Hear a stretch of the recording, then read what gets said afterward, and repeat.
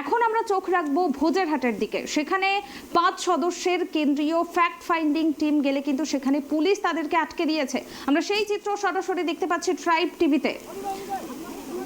ভোজেরহাটে 5 সদস্যের কেন্দ্রীয় fact finding team গেলে সেখানে পুলিশ তাদেরকে আটকে দেয় এবং কেন্দ্রীয় টিমের সঙ্গে, কেন্দ্রীয় ফ্যাক্ট ফাইন্ডিং টিমের সঙ্গে পুলিশ কিন্তু বচসায় জড়িয়ে পড়ে এবং তাদের সঙ্গে কিছুক্ষণ বাদানুবাদও হয়। এই মুহূর্তে আমরা সেই চিত্র দেখতে পাচ্ছি ট্রাইব টিভির পর্দায়।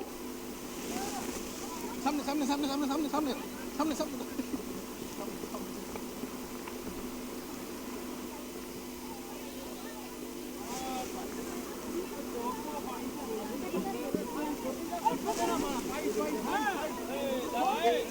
একটা জিনিস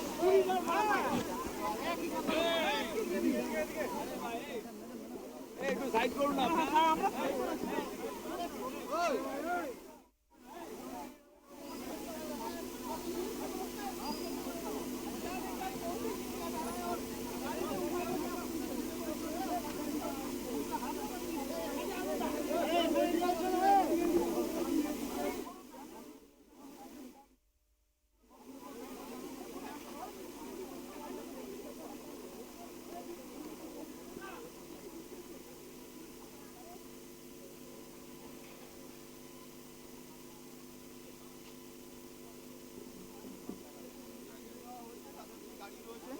সেই গাড়ির সামনে কিন্তু নিয়ে এসে তাদেরকে ছেড়ে দেওয়া হয়েছে। কি হলো করেনি से जो महिला मेंबर्स हैं चालू वाली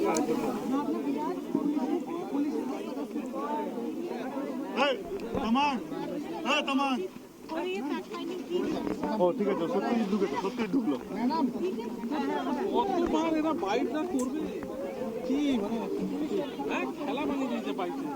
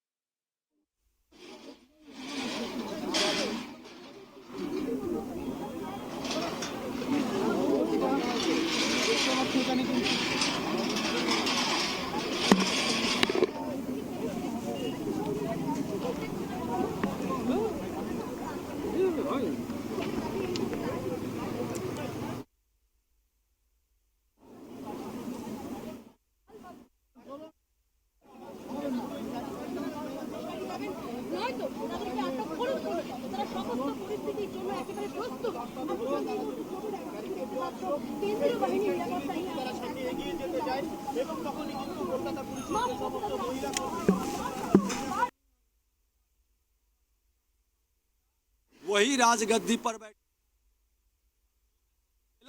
ভোজেরহাটে ফ্যাক্ট ফাইন্ডিং টিমকে আটকালো পুলিশ এবং এই বিষয়ে আমরা বিস্তারিত জেনে নেব। এই মুহূর্তে আমার সঙ্গে টেলিফোন লাইনে জুড়ে আছেন ট্রাইব টিভির প্রতিনিধি ত্রয়ন। বিস্তারিত কি জানা যাচ্ছে?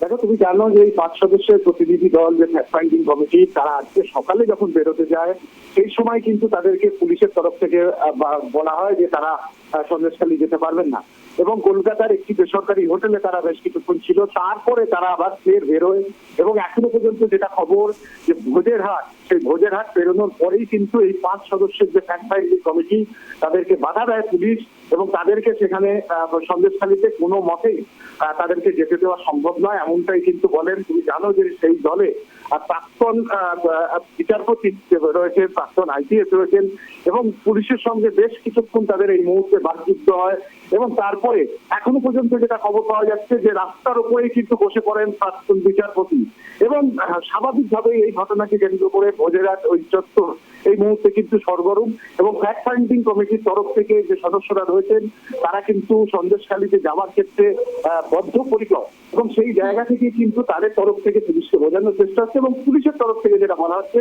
যে যে তারা কোনো মতে এই মুহূর্তে কিন্তু ফ্যাক্ট ফাইন্ডিং কমিটির যে সমস্ত সদস্য তাদেরকে আটক করলো পুলিশ, এমনটাই কিন্তু এখনো পর্যন্ত খবর পাওয়া যাচ্ছে। অর্থাৎ তাদেরকে কিন্তু আটক করা হয়েছে, অর্থাৎ কোনোভাবেই তাদেরকে যেতে দেওয়া হচ্ছে না এবং ভোজেরহাটের দোকানে সেখানে কিন্তু তাদেরকে আটক করা হয়েছে এবং তাদেরকে হয়তো সেখান থেকে সরিয়ে নিয়ে যাওয়ার একটা চেষ্টা পুলিশের তরফ থেকে করা হতে পারে বলে এখনো পর্যন্ত সূত্রের খবর। ধন্যবাদ ত্রয়ন। আপনাদের জানিয়ে রাখবো সন্দেশখালীর উদ্দেশ্যে রওনা হওয়ার আগে বাধাপ্রাপ্ত কেন্দ্রীয় ফ্যাক্ট ফাইন্ডিং টিম এবং এই টিমে রয়েছেন 5 জন সদস্য। তাদেরকে আটকানো হয়েছে, তাদের সামনের দিকে যেতে দেওয়া হচ্ছে না, তাদেরকে ভোজের হাটে আটকানো হয়েছে বলেই জানা গিয়েছে। এবং এই কেন্দ্রীয় ফ্যাক্ট ফাইন্ডিং টিম কিন্তু তারা সন্দেশখালী যেতে বদ্ধপরিকর, তারা কিন্তু চেষ্টা চালিয়ে যাচ্ছে সেখানে সন্দেশখালী যাওয়ার সেখান থেকে, এবং পুলিশ তাদেরকে আটকেছে। জানা যাচ্ছে পুলিশ তাদেরকে সরিয়ে অন্যত্র নিয়ে যাওয়ার চেষ্টায় রয়েছেন। আমরা কালকে দেখেছি, গতকালও কিন্তু কেন্দ্রীয় ফ্যাক্ট ফাইন্ডিং টিমকে আটকে দেওয়া হয়েছিল।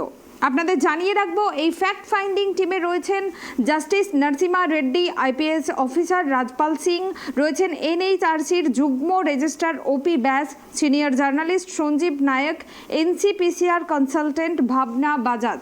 এই 5 জন রয়েছেন কেন্দ্রীয় ফ্যাক্ট ফাইন্ডিং টিমে। তারা সন্দেশখালী গিয়ে সেখানকার সার্বিক পরিস্থিতি খতিয়ে দেখে সেই রিপোর্ট জমা দেবে কেন্দ্রের কাছে। কিন্তু গতকালও তারা চেষ্টা করেছিল সন্দেশখালী যাওয়ার, কিন্তু সন্দেশখালী যাওয়ার আগেই পুলিশ তাদের আটকে দেয় এবং তারা একটা বেসরকারি হোটেলে ছিলেন, সেখানেই রাত্রে ছিলেন। আজকে সকালে তারা কিন্তু আবারও সন্দেশখালীর উদ্দেশ্যে রওনা দিলে পুলিশ আজকেও তাদেরকে ভোজের হাটে আটকে দেয় এবং পুলিশ এই মুহূর্তে চেষ্টা করছে তাদের অন্যত্র সরিয়ে নিয়ে যাওয়ার। কিন্তু ফ্যাক্ট ফাইন্ডিং টিম কিন্তু তারা বদ্ধপরিকর, তারা সন্দেশখালী যাবে বলেই জানিয়েছে।